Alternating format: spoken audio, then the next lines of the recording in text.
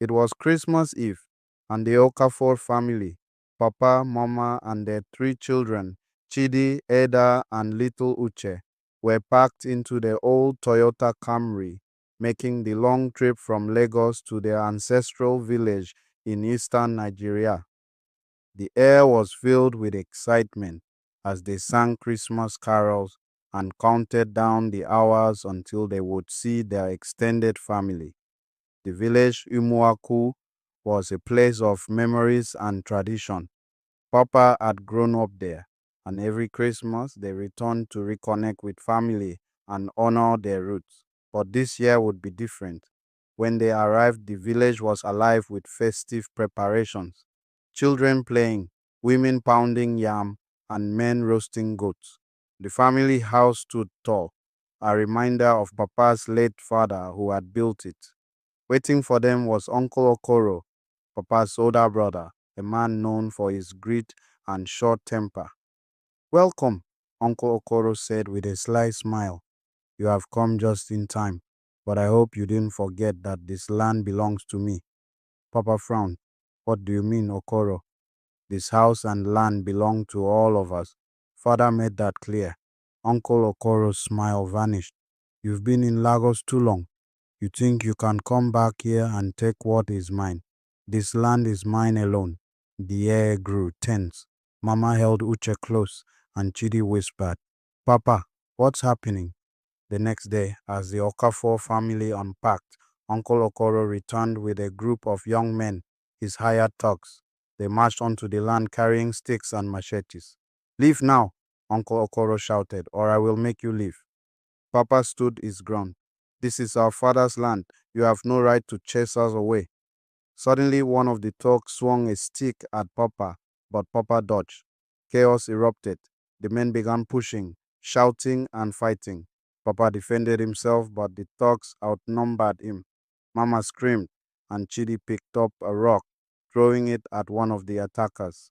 Villagers gathered, watching the violence unfold. Stop this madness, an elder cried, but Uncle Okoro was relentless. Just as it seemed Papa would be overpowered, the village chief Igwe Nwosu arrived with his council. His booming voice silenced everyone. What is the meaning of this? Papa explained the situation calmly, while Uncle Okoro angrily claimed ownership of the land. The Igwe listened carefully, then said, Your father left this land to all his children. Greed has no place here, Okoro. Uncle Okoro tried to argue, but the villagers murmured in agreement with the Igwe. You have shamed your family, the chief said. This land will remain shared as your father intended. Seeing he had lost, Uncle Okoro stormed away, his thugs following him. The Okafor family breathed a sigh of relief. That evening, the family sat together under the stars, surrounded by kind neighbors who had come to celebrate with them. Mama served jollof rice and chicken, while Papa told stories of his childhood in the village. Chidi whispered to his father, Papa, are we safe now? Papa smiled faintly. Yes, my son, for now, but we must always be ready. As the family settled into their rooms for the night, the village seemed calm, the sounds of crickets and distant drumming filling the air.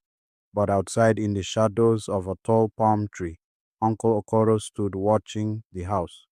His face was cold, his eyes glinting with something dark. He muttered to himself, This isn't over. I will get what is mine, one way or another.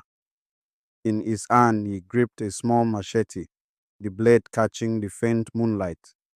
Then he turned and disappeared into the night, leaving behind only the sound of his footsteps fading into the darkness. The Okafor family slept peacefully, unaware that the storm was far from over. Thank you for watching. Please subscribe.